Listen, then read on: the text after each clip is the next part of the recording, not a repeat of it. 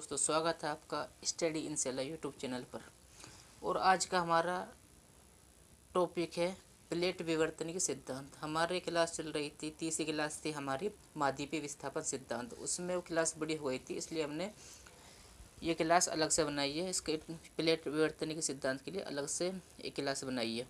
तो महाद्वीपीय विस्थापन सिद्धांत हमारा चल रहा है कि किस तरह से पहले महाद्वीप इस प्रकार एक आपस में जुड़े हुए थे, जिन्हें पेंजिया का, फिर ये दो टुकड़ों में टूटे, जिन्हें गोंडवाना लैंड और यूरेशिया का, और फिर कई करोड़ों साल वर्ष बाद ये इस तरीके से अस्तित्व में आए, जिसे 7 भागों में बांटा गया है। उत्तरी अमेरिका, दक्षिण America, Europe, Asia, Africa, Australia और अंटार्कटिका।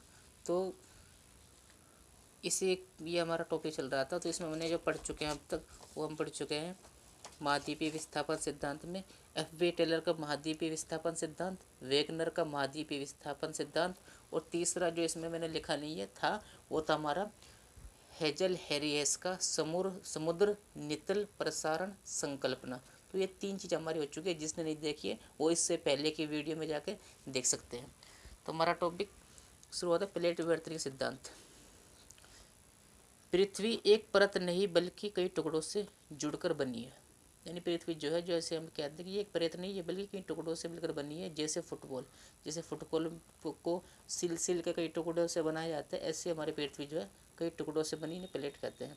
पृथ्वी के टुकड़े जिन्हें प्लेट कहते हैं, इनके कई किनारे एक्टिविटी होती रहती है, जिसका प्रभाव पृथ्वी की ऊपरी सतह पर भूकंप ज्वालामुखी के रूप में दिखाई देता है। इसे विवर्तनिकी कहते हैं। इन पृथ्वी प्लेटों से बनी है। इन प्लेटों के किनारे कई एक्टिविटी होती रहती है, जैसे कि प्लेट आपस में टकराती है, प्लेटें जो है एक दूसरे से दूर जाती हैं, प्लेटें रगड़ खाकर आगे पीछे होती है। तो एक्टिविटी होती रहती है, इस एक्टिविटी को विवर्तनिकी कहते हैं। तो ये प्लेट हो गया, और विवर्तनिकी क्या है ये भी पता लग गया। यह सिद्धांत जो प्लेट विवर्तनिकी सिद्धांत है, ये PTT फुल फॉर्म है, प्लेट टेक्टोनिक थ्योरी। यह सिद्धांत प्लेटों के किनारे होने वाली गतिविधियों को बताता है, इसलिए इसे प्लेट विवर्तनिकी सिद्धांत कहते हैं। जो प्लेट विवर्तनिकी सिद्धांत है, प्लेटों के किनारे होने वाली गतिविधियों को बताता है, इसलिए इसका नाम रख दिया प्लेट विवर्तनिकी सिद्धांत। एफ.बी. टेलर और वेगनर के सिद्धांत को विकसित करते हुए यह सिद्धांत अस्तित्व में आया। इन दोनों सिद्धांतों की खामियां यह थी कि ये दोनों यह नहीं बता पाए कि महाद्वीपों का विस्थापन क्यों हुआ है।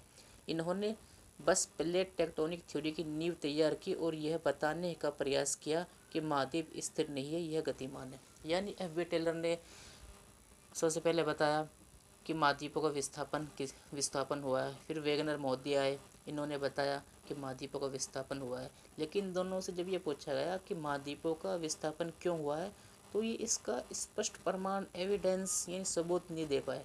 तो इनके जो सिद्धांत उन्हें नकार दिया गया, उनकी आलोचना की गई थी। तो उन दोनों सिद्धांतों की खामियों को दूर करते हुए, दोनों सिद्धांतों को डेवलप करते हुए जो है प्लेट विवर्तनिकी सिद्धांत जो है वह अस्तित्व में आया। प्लेट विवर्तनिकी सिद्धांत कुछ इन सिद्धांतों की ही बात करता है, लेकिन इनकी कमियों को दूर करता है। लेकिन जैसे एफ.बी. टेलर ने और वेगनर महोदय ने अपने सिद्धांत में कहा था, वैसे ही कुछ संकल्पनाएं, कुछ विचार इस सिद्धांत में हैं, लेकिन उनकी खामियों को ये सिद्धांत है वो दूर करेगा, लेकिन उनकी बातें भी इस सिद्धांत में मौजूद है। चलो शुरू करते हैं। अब यहाँ शुरू होता है प्लेट विवर्तनिकी सिद्धांत। प्लेट विवर्तनिकी सिद्धांत 1967 में W.J. मॉर्गन ने प्रस्तुत किया। यानी जो सिद्धांत दिया किसने दिया था? W.J. मॉर्गन दिया था 1967 में। लेकिन इसमें मैकेंजी, पार्कर आदि वैज्ञानिकों का भी योगदान था। ये सिद्धांत जो है, इसे एक जगह स्ट्रक्चर जो वर्तन किया वो W.J. मॉर्गन ने दिया, लेकिन इस सिद्धांत को डेवलप करने में मैकेंजी और पार्कर जैसे वैज्ञानिकों का भी रोल होगा। तो इसमें हम ये भी कह सकते हैं कि एफ.बी. टेलर और वेगनर महोदय और हेजल हैरियस, इनका भी योगदान था। क्यों? पहले इन्होंने ही बताया कि महाद्वीपों का विस्थापन हुआ है, पर्वतों का निर्माण हुआ है, या फिर सागर का विस्तार हो रहा है। तो ये भी उन्हीं की जैसी बात कर रहा है। तो हम ये भी कह सकते हैं कि एफ.बी. टेलर, वेगनर महोदय और हेजल हैरियस आदि वैज्ञानिकों का भी इस सिद्धांत में जो है वो योगदान है। प्लेट विवर्तनिकी सिद्धांत के अनुसार पृथ्वी का निर्माण छोटी बड़ी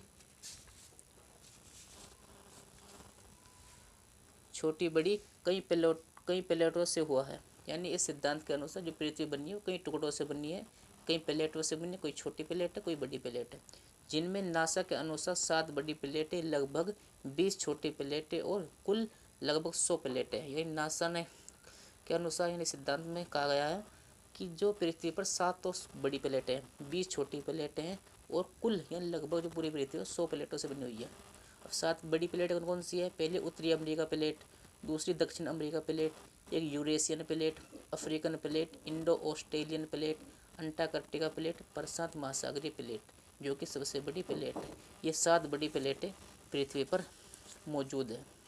तो इसमें हम एक मैप के माध्यम से देख सकते हैं कौन कौन सी बताइए।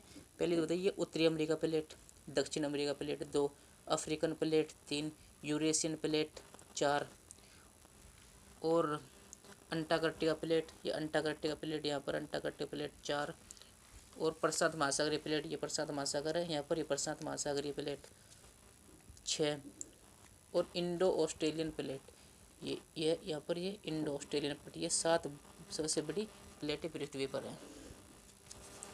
और छोटी प्लेट, ये 7 बड़ी प्लेटें तो हो गई जो नासा ने या इस सिद्धांत ने बताया। छोटी प्लेट तो जो 20 प्लेट है उसमें से कुछ प्लेटें हैं जैसे कि Nazca plate, Caucasus plate, Philippines plate, Fiji plate और कैरेबियन प्लेट, ये छोटी प्लेट तो है 20, इसमें से कुछ नाम बताए गए हैं। अब तुम कमेंट में बताओ कि नाजका और काकेसस प्लेट पर इस वक्त कौन से देश मौजूद है या फिर कौन सा महासागर मौजूद है, ये तुम कमेंट में बताओ। इन बड़ी छोटी प्लेटों के किनारे एक दूसरे से सटे हुए हैं जिनमें आपस में गति होती रहती है। यानी अभी पता है कि पृथ्वी किससे बनी? एक प्लेटों से बनी, जैसे फुटबॉल बनी रहती है। फुटबॉल क्या कर तुम देखोगे तो किनारे एक दूसरे जुड़े हुए सिले होते हैं, धागे होते हैं धागे से। तो इस तरीके से प्लेटें भी एक दूसरे से जुड़ी होती है, लेकिन केस पूरी तरह चिपकी नहीं है, एक दूसरे से जुड़ी हुई है, लेकिन इसके किनारे जो कुछ गतिविधि होती रहती है, इन्हें विवर्तन ही कहते हैं। गतिविधियों के आधार पर प्लेटें 3 प्रकार की हैं। ये सिद्धांत कहता है कि गतिविधियों के आधार पर प्लेटें जो है वो 3 प्रकार की है। कौन सी है? अपसारी प्लेट, अभिसारी प्लेट, समानांतर प्लेट। पहली अपसारी प्लेट, यानी प्लेटें जो गति करती है आपस में, वे 3 प्रकार की प्लेट है जो 3 प्रकार से गति करती हैं। एक तो अपसारी, जब प्लेटें गति करती हुई एक दूसरे से दूर जाती है उन्हें अपसारी प्लेट कहते हैं। जो प्लेटें गति करते हुए एक दूसरे से दूर जाएंगी उन्हें कहेंगे अपसारी प्लेट। जैसे कि 2 प्लेट हो गए, मुँह है इधर इधर, एक इधर भाग रही है एक इधर भाग रही है, तो इसे कहेंगे अपसारी प्लेट।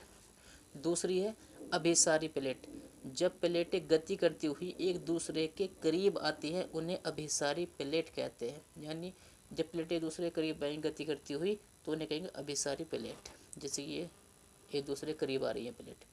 और तीसरी प्रकार की जो प्लेट है वो समानांतर प्लेट है।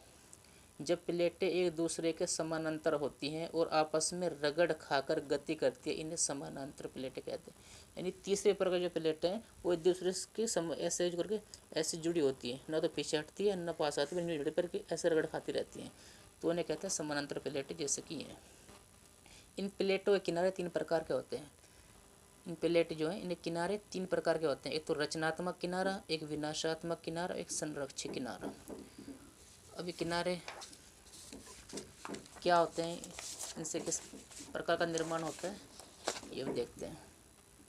सबसे पहले जो शुरू होता है, पहला है रचनात्मक किनारा। प्लेटें 3 प्रकार की हैं, अपसारी प्लेट, अभिसारी प्लेट और समानांतर प्लेट।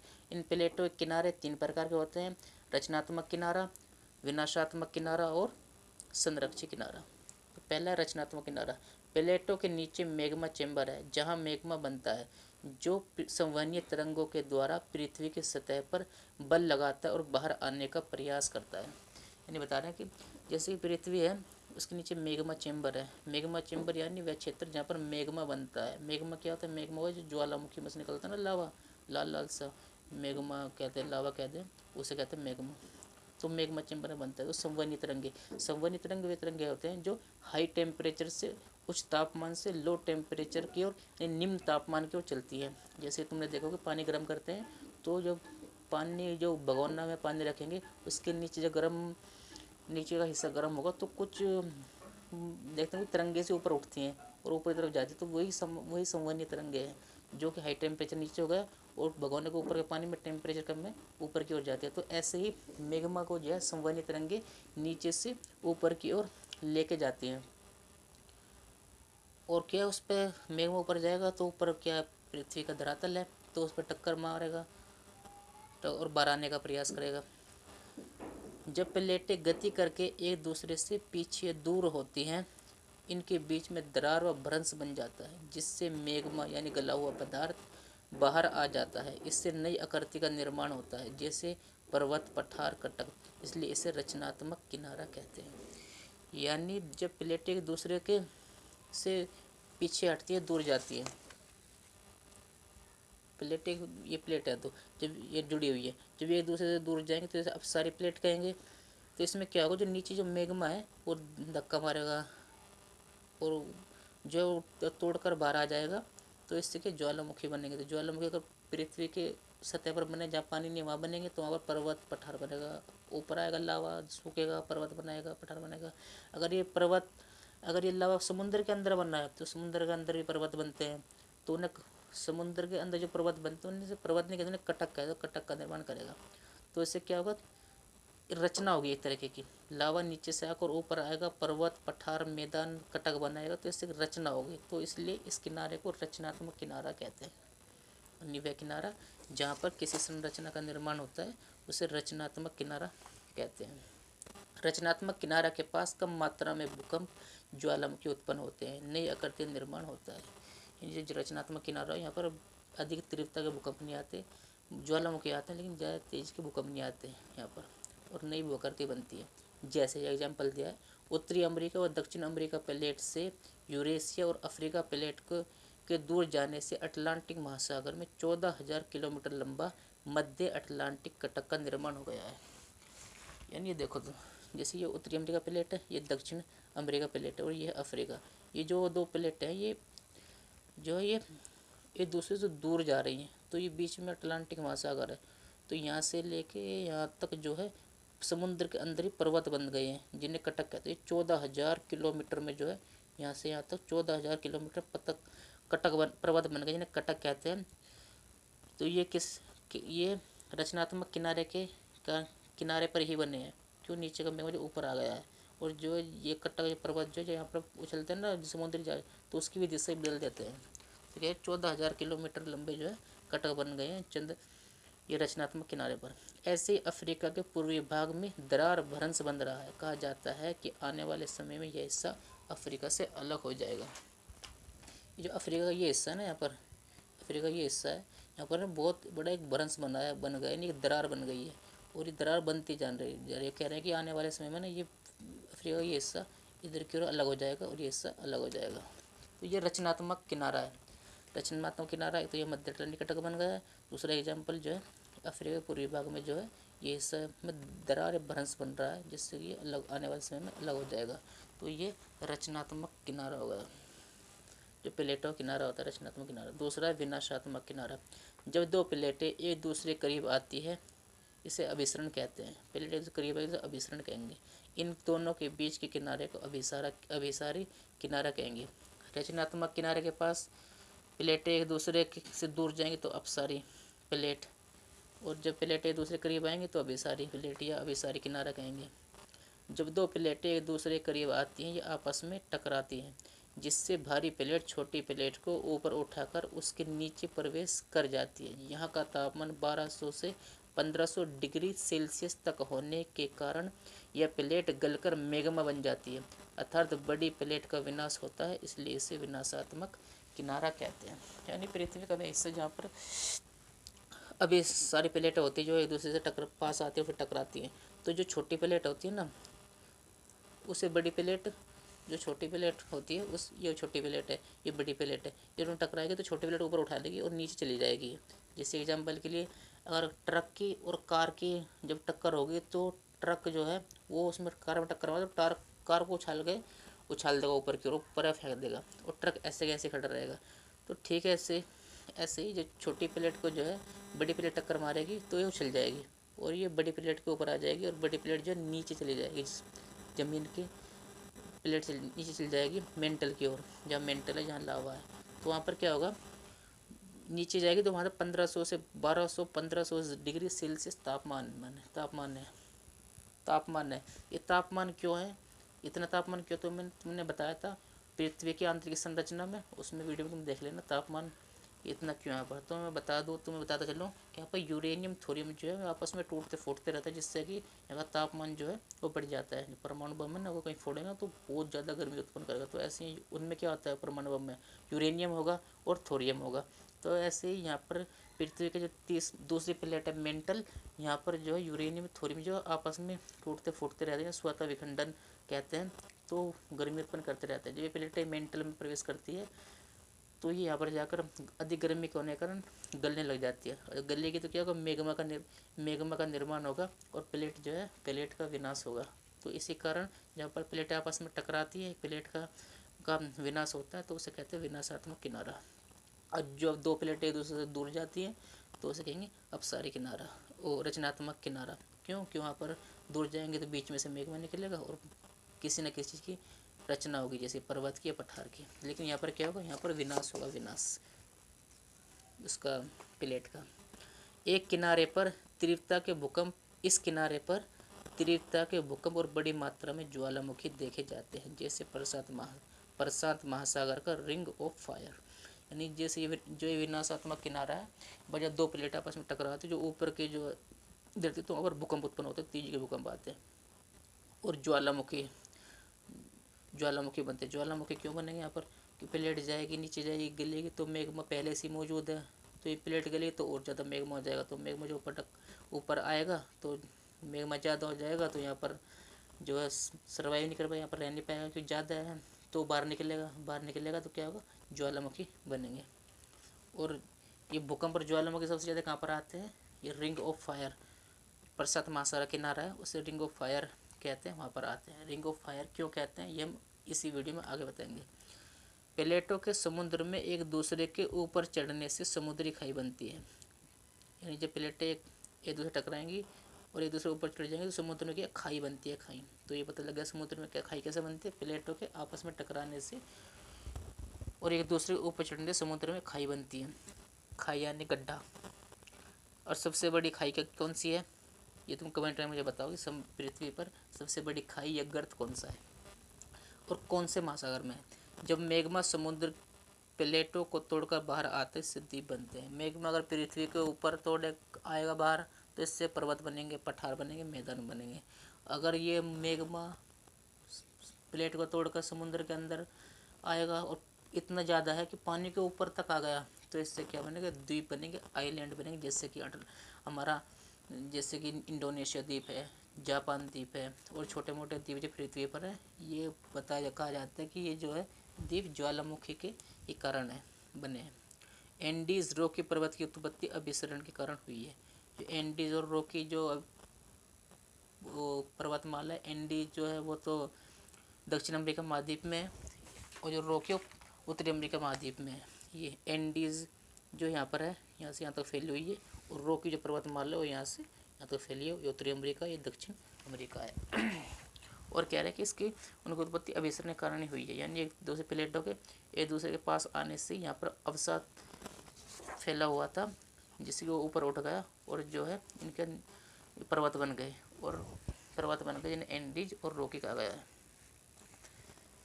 अल्पस पर्वत का निर्माण 65 मिलियन वर्ष पहले अफ्रीकी प्लेट के यूरेशियन प्लेट से टकराने से हुआ था। यानी जो अल्पस पर्वतमाला है ये यूरोप में है। अल्पस पर्वत का निर्माण कैसे हुआ था कि 65 मिलियन वर्ष पहले क्या हुआ था कि जो अफ्रीकन प्लेट है, ये देखो ये अफ्रीकन प्लेट है और ये Eurasian plate. African plate Eurasian plate में टकराई थी तो यहाँ पर अल्पस पर्वत है। तो यहाँ पर जो अवसाद फैला हुआ था, अवसाद यानी समुद्र जो नदी आती है अपने साथ धूल मिट्टी वगैरह लाती हुई इकट्ठा करती रहती है, तो यहाँ पर वो फैला हुआ था महासागर के किनारे। तो ये दोनों प्लेट आपस में टकरे तो जो है ऊपर उठ गया। ऊपर कैसे उठो, तो दही अगर तुम एक प्लेट में दही ले लो और दही को दोनों तरफ से धीरे धीरे धीरे धीरे धीरे धीरे अगर ऊपर उठाओ तो ऊपर की उठती चल जाएगी।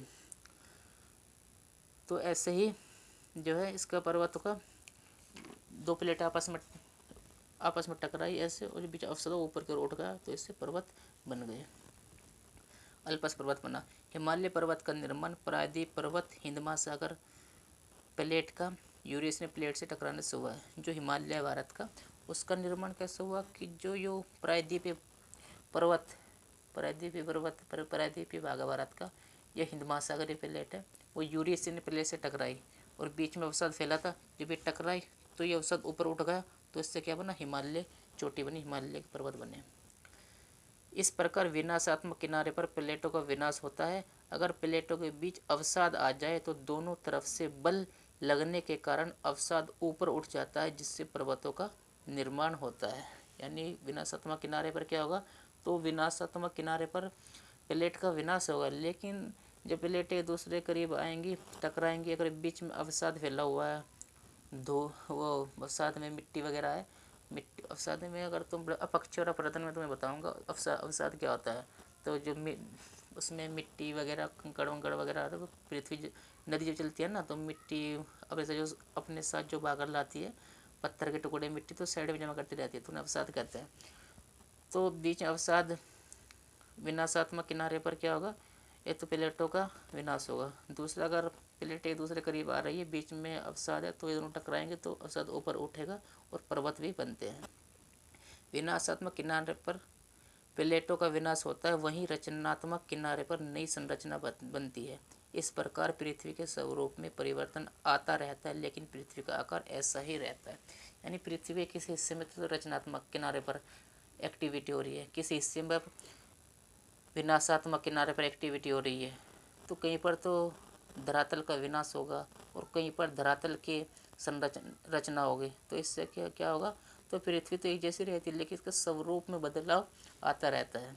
कि आज जैसी पृथ्वी है, अगर तुम इसे 1000 करोड़ साल बाद देखो तो इसमें बहुत ज़्यादा बदलाव आ चुका होगा, जैसे कि आज आया है। तीसरा किनारा संरक्षित किनारा, जिस क्षेत्र में दो प्लेटें न आगे बढ़े न टकराए, बल्कि एक दूसरे से रगड़ खाकर आगे पीछे हो, इसे संरक्षित किनारा कहते हैं। यानी प्लेटें एक दूसरे से दूर जा रही हैं तो अपसारी किनारा, वो रचनात्मक किनारा। प्लेटें एक दूसरे से टकरा रही हैं तो ये विनाशात्मक किनारा। प्लेटें जो ना तो दूर जाए और ना ही पास आए, बल्कि एक दूसरे से रगड़ खाकर आगे पीछे होती रहे, तो उसे कहते हैं संरक्षित किनारा। इसे संरक्षित किनारा इसलिए कहते हैं क्योंकि यह किसी भी प्लेट का यहाँ न किसी प्लेट का विनाश होता है और न ही नई आकृति की रचना होती है। संरक्षित किनारा क्यों कहते हैं, ना तो यहाँ पर प्लेट का विनाश होगा और न ही किसी आकृति की न पर्वत बनेंगे न पठार बनेंगे, इसलिए इसे संरक्षित किनारा कहते हैं। इसका संरक्षण हुआ है, न तो इसमें कमी आती है और न बढ़ोतरी होती है। यहाँ पर हल्के हल्के भूकंप के झटके देखे जाते हैं। प्लेटें एक दूसरे से रगड़ खाएगी तो यहाँ पृथ्वी के ऊपर जो हिस्सा है, यहाँ पर पृथ्वी के ऊपर जो हिस्सा है, तो जो रगड़ खाएगी तो यहाँ पर हल्के झटके के भूकंप देखे जाएंगे। तो ये तो हमारे हो गए प्लेटें, हो गई प्लेट, अपसारी प्लेट, अभिसारी प्लेट और तीसरी समानांतर प्लेट। और इन प्लेटों किनारे हो गए संरचनात्मक किनारा, विनाशात्मक किनारा और संरक्षित किनारा। अब प्लेटों के प्रकार, जो प्लेट विवर्तनिक सिद्धांत बताए गए हैं, वह प्लेटों के प्रकार। प्लेटों के प्रकार, प्लेटें दो प्रकार की होती है। प्लेटें दो प्रकार की होती है, एक महाद्वीपीय प्लेट और एक महासागरीय प्लेट। पृथ्वी पर दो प्रकार की प्लेटें पाई जाती हैं, महाद्वीपीय और महासागरीय। पृथ्वी पर दो प्रकार की प्लेटें पाई जाती हैं। जिस प्लेट पर, जहाँ पर महासागर है, पानी फैला हुआ, तो उसे महासागरीय प्लेट कहेंगे। और जिस प्लेट पर मनुष्य रहता है, पेड़ पौधे हैं, मरुस्थल है, इसे कहते हैं महाद्वीपीय प्लेट। ये प्लेटें 5 सेंटीमीटर ये प्रति वर्ष की दर से गति करती रहती है। यानी हर साल 5 सेंटीमीटर जो है ये जो प्लेटें हैं, चाहे महासागरीय प्लेट हो चाहे महाद्वीपीय प्लेट हो, ये गति कर रही है 5 सेंटीमीटर, यानी बहुत ही ज़्यादा कम गति करने की दर है, यानी 5 सेंटीमीटर बढ़ती है एक साल में। महाद्वीपीय प्लेट, अब दो प्लेटों में से एक प्लेट है वो महाद्वीपीय प्लेट है। इनकी मोटाई अधिक होती है, 30 से 40 किलोमीटर। यानी जो महाद्वीपीय प्लेट है वो मोटी होती है, 30 से 40 किलोमीटर तक मोटी होती है, किलोमीटर तक। ये हल्के तत्वों सिलिका, एल्यूमिनियम, ग्रेनाइट से बनी होती है, यानी जो महाद्वीपीय प्लेट है वो हल्के तत्वों से बनी है, जैसे सिलिका, एल्यूमिनियम, ग्रेनाइट। इसलिए ये हल्की होती है, इनका घनत्व कम होता है। हल्की प्लेट होती है ना, घनत्व भी कम होता है। दूसरी प्लेट है महासागरीय प्लेट। यह पतली होती है, इनकी मोटाई 5 किलोमीटर तक होती है। महासागरीय प्लेट जो है वो महाद्वीपीय प्लेट की तुलना में पतली होगी और इसकी मोटाई जो लगभग 5 किलोमीटर तक होती है, कम या ज़्यादा। यह भारी तत्वों सिलिका, मैग्नीशियम से बनी होती है और भारी होती है। भारी होने का कारण क्या है इसका? ये सिलिका और मैग्नीशियम यानी बोसाल्ट से बनी हुई है।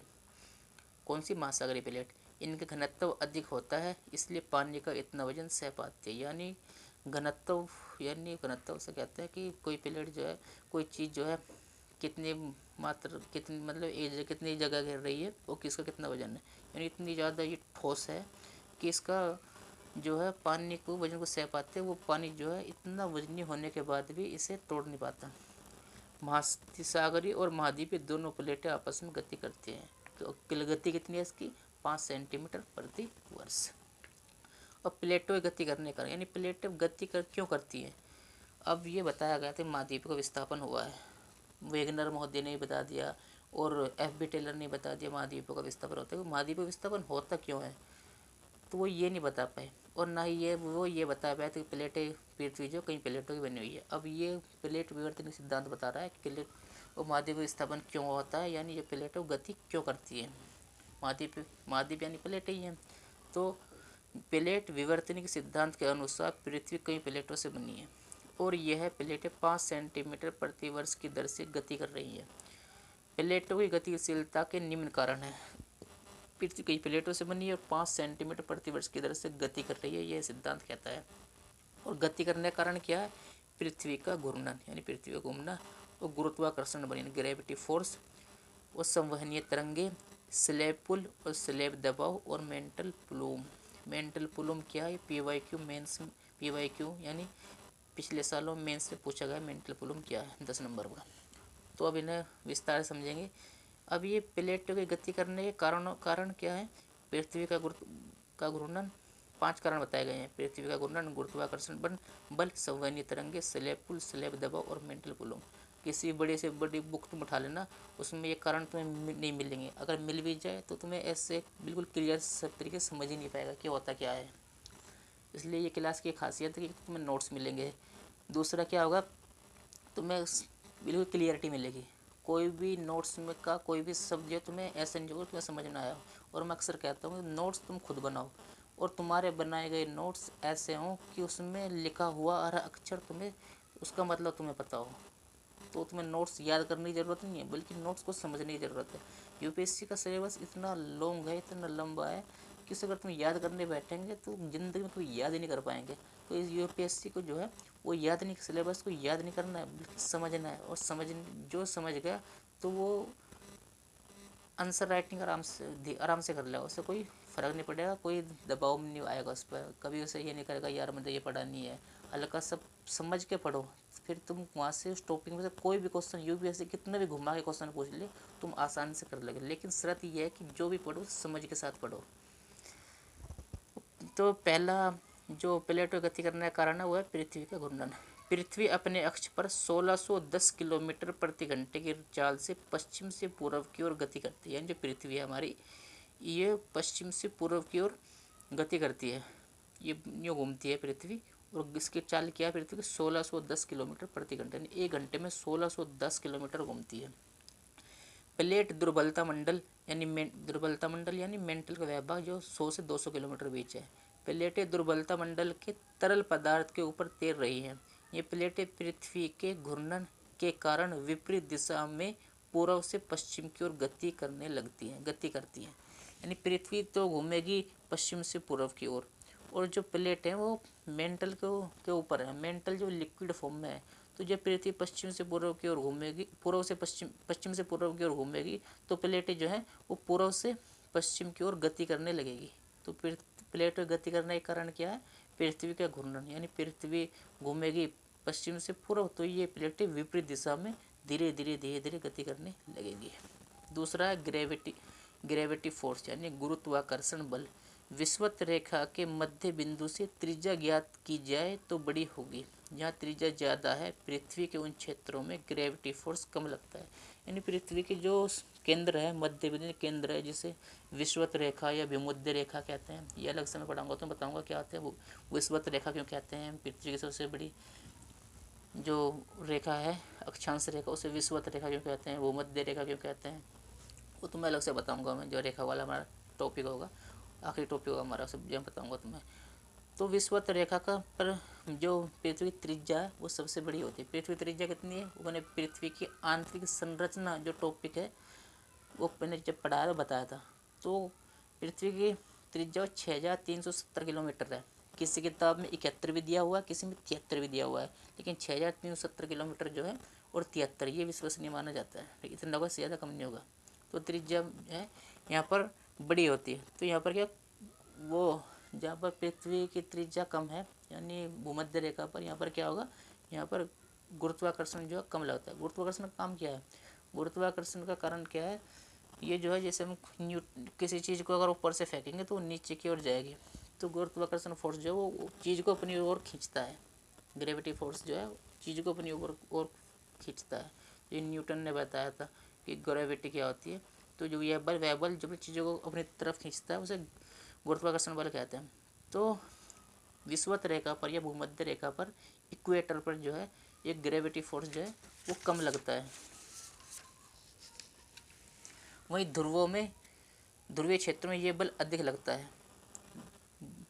ध्रुवों पर अधिक लगेगा और जो है विषुवत रेखा पर ये बल कम लगेगा। जो तुम क्लाइमेटोलॉजी पढ़ाऊंगा मैं तुम्हें बताऊंगा बल ज़्यादा और कम क्यों लगता है, और ITCZ क्या है वहाँ पर विस्तार से बताऊंगा। तो विषुवत रेखा पर बल कम लगने के कारण प्लेटों पर से पकड़ कम हो जाती है। तो ये प्लेटें भूमध्य रेखा से ध्रुवों की ओर गतिशील रहती हैं। यानी जो प्लेटें विषुवत रेखा पर है, यहाँ पर ग्रेविटी फोर्स कम लग रहा है तो इस पर इनकी पकड़ कम हो गई, और वहीं ध्रुवों पर जो है ग्रेविटी फोर्स जो ज़्यादा लग रहा है तो वहाँ का जो बल है अधिक लग रहा है। तो ये वहाँ का बल जो है जो विषुवत रेखा प्लेट है ना अपनी ओर खींचेगा तो प्लेटें क्या होगी, गतिशील होगी। तो ग्रेविटी फोर्स भी जो है प्लेटों की गतिशीलता में योगदान देता है। कैसे, विषुवत रेखा पर बल कम लगता है, ध्रुवों पर बल कम लगता है। जहाँ पर बल ज़्यादा होगा वहाँ की चीज़ों को, जहाँ पर बल कम है वहाँ की चीज़ों को अपनी तरफ खींचेगा। जहाँ पर बल ज़्यादा है वह, जहाँ पर बल कम है वहाँ की चीज़ों को अपनी तरफ खींचेगा।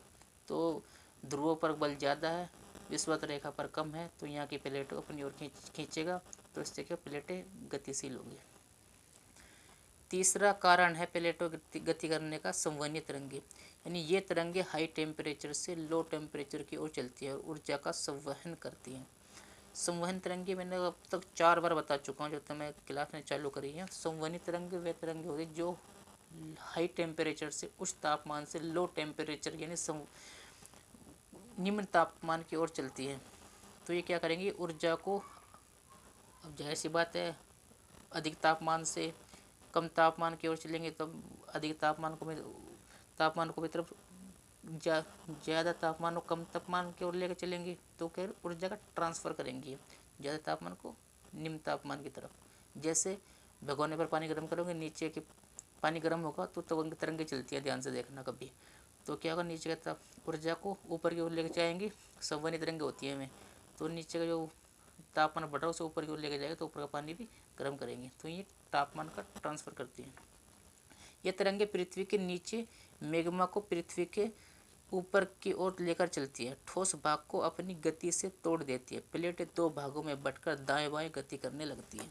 अब जो है पृथ्वी के अंदर जो है वो क्या है, मैग्मा गर्म पदार्थ है लिक्विड फॉर्म में। तो क्या करेगी, समझ लेंगे, ऊपर ठंड कम तापमान है, नीचे अधिक तापमान है, तो टक्कर मारेगा तो कभी न कभी तो तोड़ ही देगा बीच में से। तो मैग्मा तो बाहर आ जाएगा तो प्लेटें बीच में टूट जाएंगी। तो एक प्लेट इधर गति करेगी, एक प्लेट इधर गति करेगी। तो संवहनीय तरंगे भी प्लेटों की गति करने में योगदान देती है। कैसे कि गर्म है, अधिक तापमान मैग्मा को लेकर जाएंगे, धरातल के ऊपर टक्कर मारेगी, ऊपर टक्कर मारेगी तो धरातल टूटेगी, तो एक प्लेट इधर गति करेगी, एक प्लेट इधर गति करेगी, तो अलग हो जाएंगी। और जो है अलग होगी तो दाएं बाएं गति करने लगेगी। तो संवहनी तरंगे भी प्लेटों की गति करने में योगदान देती है, लेकिन इनका योगदान कम होता है। अब स्लेब दबाव स्लेब पुल। महासागरीय प्लेट का घनत्व अधिक होता है क्योंकि यह बोसाल्ट से बनी है, वहीं महाद्वीपीय प्लेट का हल्की होती है, यह ग्रेनाइट से बनी है। महासागरीय प्लेट जो है वो भारी होगी, कठोर होगी क्योंकि वो बोसाल्ट से बनी है, वहीं महाद्वीपीय प्लेट जो है वो कम ठोस होगी और हल्की होगी, क्यों? क्योंकि ग्रेनाइट से बनी होती है। जब दोनों प्लेटें टकराती है तो महासागरीय प्लेट नीचे व महाद्वीपीय प्लेट ऊपर चढ़ जाती है। इन दोनों के बीच जो मोड़ बनता है तो स्लेब पुल कहते हैं या स्लेब दबाव कहते हैं। यानी जब दो प्लेटें टकराती हैं, एक तो महासागरीय प्लेट, पृथ्वी क्या हुआ है कई प्लेटों से बनी है, कुछ महासागरीय प्लेट है, कुछ महाद्वीपीय प्लेट है। जब महाद्वीपीय और महासागरीय प्लेट टकराएंगी तो जो महाद्वीपीय प्लेट है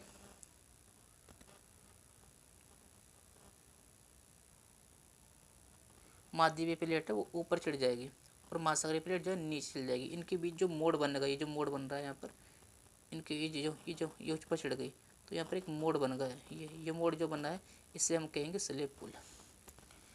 जब ये महासागरीय प्लेट नीचे जाएंगे तो मेंटल व क्रोड, जिनका गुरुत्वाकर्षण अधिक है, इसे अंदर की ओर खींचेगा। यह प्लेट नीचे धंसेगी, इसे स्लेब दबाव कहते हैं। अन्य प्लेट जो है महासागरीय प्लेट जो है महासागरीय प्लेट टकराई, महाद्वीपीय प्लेट नीचे चली गई और नीचे जो है यहाँ तापमान अधिक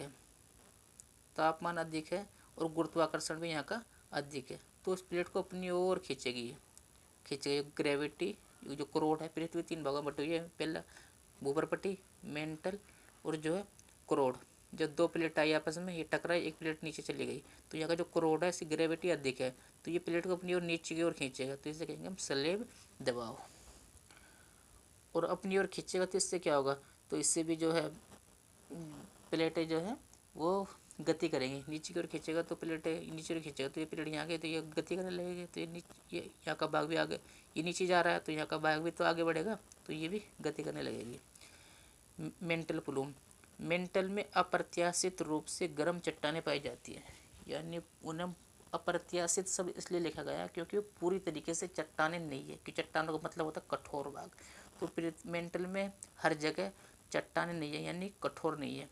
और कठोर इसलिए अप्रत्याशित चट्टान लिख देगा, यानी पूरी तरह कठोर नहीं है वे चट्टानें, उन्हें अप्रत्याशित चट्टानें कहते हैं।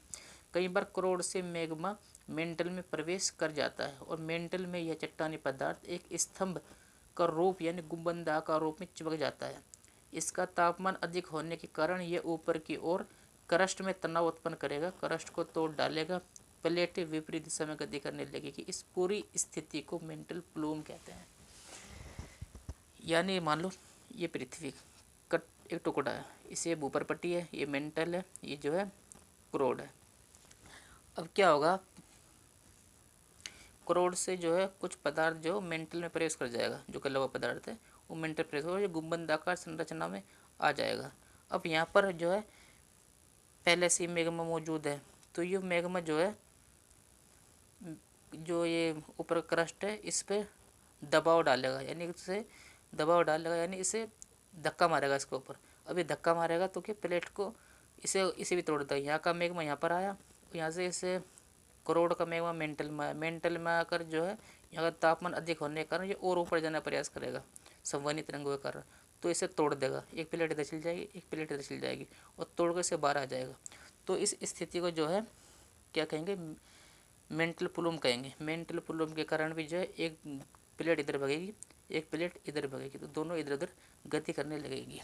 तो मेंटल प्लूम क्या है, ये प्रीवियस ईयर्स में मेंस में पूछा गया। तो अगर इस क्वेश्चन का आंसर लिखना हो तो सबसे पहले हम एक पृथ्वी बनाएंगे, उसका एक टुकड़ा बनाएंगे, ऊपर उसके 3 लाइनें खींचेंगे, ऊपर लेंगे भूपर्पटी, मेंटल और क्रोड।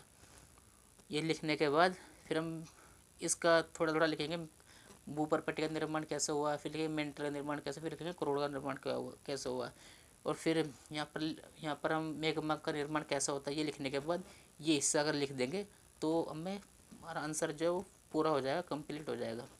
तो जब मेंस के आंसर राइटिंग करें तो कोशिश करो, अगर कोई टॉपिक ऐसा दिया हुआ है, क्वेश्चन ऐसा दिया हुआ है जिसमें मैप बन सकता है किसी भी चीज़ का, तो मैप बनाने की कोशिश करें, तो उससे ज़्यादा नंबर मिलने के चांस होते हैं। तो ये हो गया हमारा मेंटल फ्लो क्या है, मेंटल स्लेव या मेंटल दबाव क्या है, ये भी हमारा हो गया। तो पांचों चीज़ों प्लेट गति करने की, पृथ्वी का घूर्णन, गुरुत्वाकर्षण, संवहनीय तरंगे, स्लेब पुल, स्लेब दबाव और मेंटल फ्लो, इन 5 चीज़ों के कारण प्लेटें जो है यानी पृथ्वी के ऊपरी हिस्से जो है वो गति करते हैं।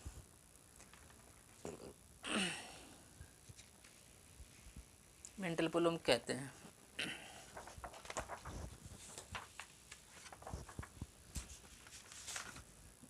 तो प्लेटों के गति करने क्या कारण है, ये हो गए। और अगला है तो ये हमारा प्लेट विवर्तन की सिद्धांत हो गया कि जो कि प्लेटों के बारे में बताता है। प्लेट पृथ्वी प्लेटों से बनी है, प्लेटों के किनारों के बारे में बताता है, विनाशात्मक किनारा, रचनात्मक किनारा, संरक्षित किनारे के बारे में बता रहा है। और प्लेटें जो गति क्यों कर प्लेटें गति कैसे करती हैं उसके बारे में बता रहा है। तो प्लेट विवर्तन के सिद्धांत से क्या पता चलता है, प्लेट विवर्तनिक सिद्धांत से पृथ्वी के बारे में निम्नलिखित जानकारी प्राप्त होती है, जो कि ना तो वेगनर बता पाए और ना ही एफबीटेल बता पाए थे। पहला, पृथ्वी कई प्लेटों से बनी है जो कि गतिशील है। प्लेट विवर्तनिक सिद्धांत कहता है कि पृथ्वी कई प्लेटों से बनी है जो कि गतिशील है। अगर तुम्हें प्लेट क्वेश्चन आ जाएगा प्लेट विवर्तनिक सिद्धांत क्या है, तो उसके बारे में जो पीछे पढ़ाया जा चुका है वो थोड़ा थोड़ा लिखने के बाद ये लिख देना पूरा कि प्लेट विवर्तनिक सिद्धांत ये कहता है। और संरचनात्मक किनारा, विनाशात्मक किनारा, ये हल्का शॉर्ट में लिख देना और फिर ये लिख देना, तो तुम्हें पूरे नंबर मिल जाएंगे। तो प्लेट विवर्तनिक सिद्धांत कहता है पृथ्वी कई प्लेटों से बनी है जो गतिशील है, यानी प्लेटों से बनी है पृथ्वी की, और जो वो प्लेट है जो वो आगे पीछे होती रहती है, गति करती रहती है। यह सिद्धांत महाद्वीपों के विस्थापन को बताता है। महाद्वीपों का विस्थापन तो एफ.पी. टेलर ने बता दिया था, वेगनर महोदय ने बता दिया था और हैरी हेस ने बता दिया था।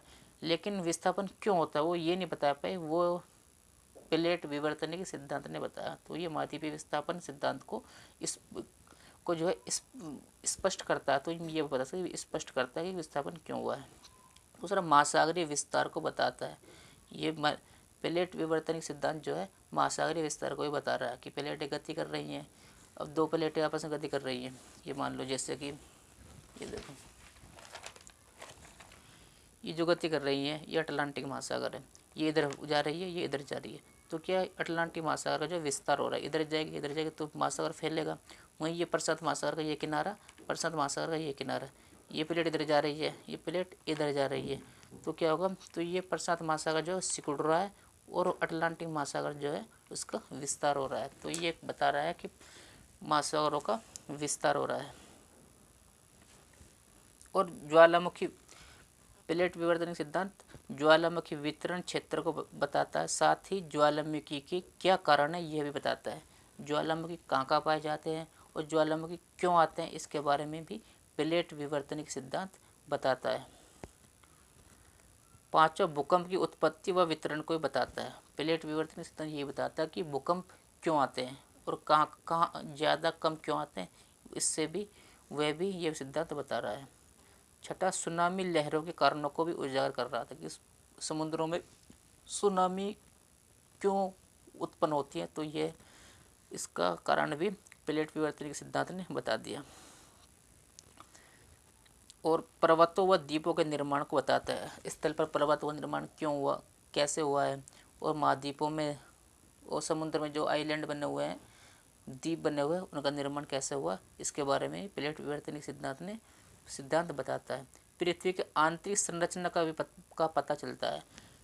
प्लेट विवर्तनिक सिद्धांत जो है वो पृथ्वी की आंतरिक संरचना को भी बताता है कि कैसे, कि ऊपर पट्टी है, नीचे मेंटल है, ऊपर फिर तीसरे नंबर पर कोरोड है। मेंटल जो है वो कहीं पर ठोस है तो कहीं पर प्लाज्मा की अवस्था में, कहीं इसका तापमान सबसे अधिक है यहाँ, और जो ऊपर की जो क्रस्ट है वो मुलायम है, कोरोड है वो और ज़्यादा हार्ड है, तो वो भी ये सिद्धांत बता रहा है। प्लेट टेक्टोनिक थ्योरी महाद्वीपीय विस्थापन सिद्धांत की अंतिम कड़ी है, यानी अब तक जितने भी वैज्ञानिकों ने बताया कि महाद्वीपों का विस्थापन हुआ है, क्यों हुआ है, कैसे हुआ, तो उसमें जो सबसे एंड में जो बताया है विवर्तनिक सिद्धांत ने बताया, इस सिद्धांत ने बताया कि स्पष्ट तरीके से कि क्यों हुआ है महाद्वीपीय विस्थापन सिद्धांत। लेकिन यह सिद्धांत भी पूरी तरह परफेक्ट नहीं है, लेकिन इसमें भी कुछ कमियां हैं, और वो कमियां क्या है वो तुम्हें मैं आगे बताऊंगा जब मैं तुम्हें कराऊंगा वर्ल्ड ज्योग्राफिक, जब तुम्हें मैपिंग कराऊंगा मैप, तो उसमें मैं तुम्हें बताऊंगा कि क्या कमियाँ रही हैं इसमें, इस सिद्धांत में। प्लेट विवर्तनिक सिद्धांत शामिल। अब ये जो सिद्धांत था, F.B. टेलर ने अपना सिद्धांत बनाया और वेगनर महोदय ने अपना सिद्धांत बनाया, लेकिन जो प्लेट विवर्तनिक सिद्धांत ना तो किसी एक वैज्ञानिक ने दिया और ना ही अपना खुद का बनाया हुआ एक किसी वैज्ञानिक का विचार या सिद्धांत था, बल्कि इसमें बहुत कुछ चीज़ें शामिल थी। कौन कौन सी चीज़ें शामिल थी? वो थी पहला महाद्वीपीय विस्थापन सिद्धांत F.B. टेलर का, और वेगनर महोदय का महाद्वीपीय विस्थापन सिद्धांत लिया और समुद्र नितल प्रसारण सिद्धांत हेजल हेरी हेस ने जो सिद्धांत दिया था वो भी इसमें शामिल है। चट्टानों की विशेषता वो भी इसमें शामिल है। तेराव का सिद्धांत वो भी इसमें शामिल है। पूरा चुंबकत्व सिद्धांत, ये वाला सिद्धांत भी इसमें शामिल है। पृथ्वी का घूर्णन, पृथ्वी जो गति करती है, पृथ्वी का घूर्णन, ये भी इसमें शामिल। तो इन सब चीज़ों को मिलाकर जो है प्लेट विवर्तनी के सिद्धांत बना गया है। तेराव का सिद्धांत और पूरा चुंबकत्व सिद्धांत जो है यूपीएससी में नहीं पूछा जाता, तो हम ये नहीं कराएंगे।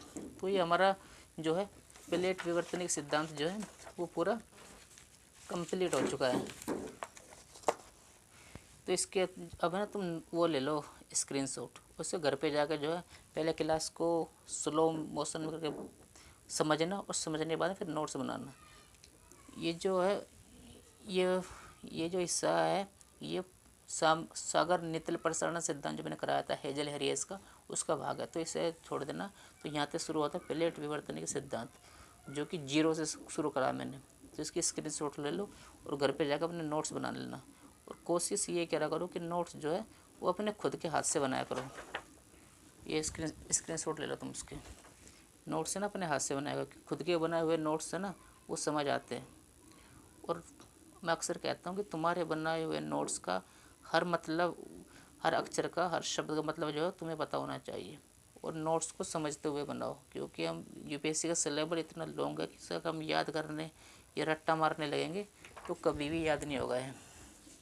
तो इसका स्क्रीनशॉट ले लो तुम और घर पे जाकर इसके नोट्स बना लेना अपनी तरीके से। अगर जैसे मैंने बना रखे ऐसे बनाना चाहो तो ऐसे भी बना सकते हो। यूपीएससी में कहीं से भी कभी भी क्वेश्चन आ जाए महाद्वीपीय विस्थापन सिद्धांत में से या प्लेट विवर्तन सिद्धांत में से, तो ये आंख बंद करके ये सब लिख आ जाना और तुम्हारा क्वेश्चन जो है वो बिल्कुल ठीक जाएगा। 10 नंबर का क्वेश्चन यूपीएससी पूछती है, उसमें 7, 6 या 7 या 8 नंबर तुम्हें पक्का मिल जाएंगे, क्योंकि यूपीएससी में कभी भी पूरे नंबर नहीं देता। तो इसके तुम जो नोट्स बना लो और इन क्लास को ना ज़्यादा से ज़्यादा शेयर करो और सब्सक्राइब करो, ताकि ये क्लास जो है उन बच्चों तक भी पहुंच जाए जो यूपीएससी की तैयारी कर रहे हैं, लेकिन डायरेक्शन ठीक नहीं है और जो क्लास नहीं ले सकते, ना ही पेड कोर्स ले सकते। चैनल को ज़्यादा शेयर करो, सब्सक्राइब करो और दूसरों को भी बताओ इस चैनल के बारे में कि यहाँ पर जो यूपीएससी की तैयारी जो है वो कराई जा रही है फ्री में नोट्स के माध्यम से। क्योंकि जो टीचर होते हैं जो पढ़ाते हैं बड़ी बड़ी कोचिंगों में, इनके भी ऐसे नोट्स बने हुए होते हैं कि उन्हें पढ़ कर आते हैं, उन्हें बताते हैं, उस चीज़ से अपनी क्लास कराते हैं और साइड में रख लेते हैं। अगर कुछ चीज़ बोल रहे हैं तो उसमें से देख लेते हैं। तो टीचर कोई भगवान नहीं होते कि जो ये इन्हें सब कुछ रटा हुआ है, सब कुछ पता हुआ है, इन्होंने समझा हुआ, समझ कर जो है अपने नोट्स बनाए हुए हैं, उससे जो है बच्चों को ये पढ़ाते हैं। एक स्क्रीनशॉट ले लो तुम